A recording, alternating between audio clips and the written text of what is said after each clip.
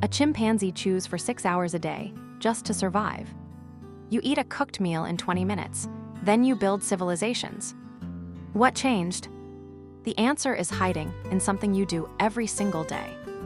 Fire heat, a flame held to raw flesh. Your brain burns 20% of your energy. A chimp's burns half that. Something had to feed that hungry, expensive organ in your skull. That something was cooking. Not language, not tools. A controlled fire under a piece of meat. We are the cooking apes, the creatures of the flames. Richard Wrangham, a Harvard biological anthropologist who turned his attention to the human past. In 1999, he proposed something that sounded almost absurd to scientists. Cooking, he argued, is what made us human in the first place. Raw food is hard work. Cooking does the digesting before you swallow. Heat unwinds proteins. It bursts starch granules wide open. Cooked food gives up more calories with far less effort to chew. Cooked starch can be 95% digestible, raw, far less. Wrangham's claim was bold. Cooking shrank our guts and grew our brains. But when did it begin? That question would split scientists for the next 2 decades.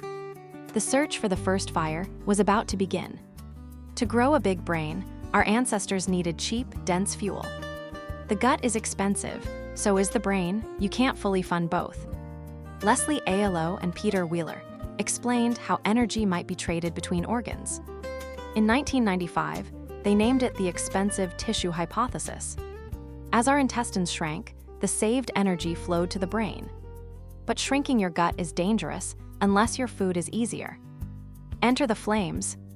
Cooked food was the soft, rich diet that let the gut relax. Compare us to other apes, and the evidence stares back. Humans spend just 1 hour a day chewing. Chimps spend 6. Our teeth are small, our jaws are weak, our guts are short. We are an ape built around food that's something already softened. Archaeologists went looking for the oldest evidence of controlled fire. Francesco Berna used microscopic analysis of cave sediment to detect ancient burning. At Wonderwerk Cave in South Africa, his team found burned bone. The ashes were roughly 1 million years old. Charred plant remains, scorched inside a deep cave, away from wildfire.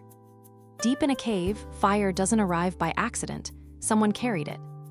In Israel, another site pushed the story even further.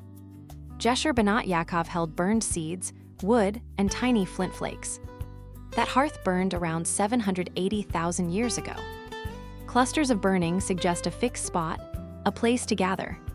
The hearth became the heart of the home. But not everyone agreed cooking was that ancient. Some archaeologists argued that habitual, controlled fire only becomes common much later. Some argued routine fire only appears around 400,000 years ago. If cooking came late, what really grew the early human brain? Maybe meat, maybe marrow, maybe stone tools that smashed and sliced. Pounding and cutting also make raw food easier to digest. The debate burned hot, fire or flesh or both together. Then the focus shifted from your stomach to your mouth. Cooking didn't just feed the brain, it rebuilt the body around it. Soft food reshaped our faces, our teeth, even our speech. With less chewing, the jaw relaxed and the vocal tract changed.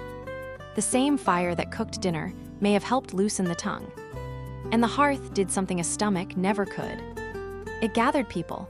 Cooking turned eating into a shared social act. Around the fire, food was divided, waited for, and talked over. Modern raw food eaters often struggle to keep weight on at all. Our bodies now expect the gift that cooking quietly gives. Next time you smell dinner, remember what that smell really is. It's the oldest technology that ever changed what an animal could become.